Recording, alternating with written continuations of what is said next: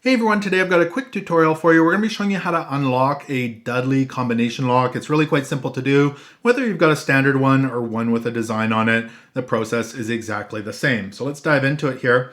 First off, on the back of your lock, there is a sticker that it comes with, and your combination is right here by the barcode. So mine is 14, 55, 37. Make sure you write that down before you get rid of the sticker so you remember your combination.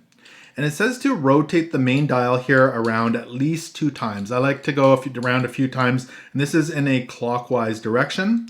And we are going to stop right at 14, just like that.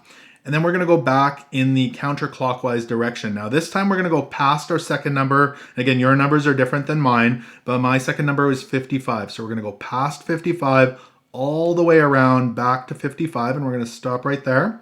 And then we're going to go clockwise again. We're going to stop right at our third number. So my third number was 37. This time, do not go past your third number. So I'll go right around to 37, just like that. And then we'll pull it right open, and it'll open right up. And really, it's that simple to do. Your dial will not turn once it's open. When you're ready to lock it again, just pull that back and push it in, and it is all locked and you are all set to go. And really, it's that simple to unlock a Dudley combination lock.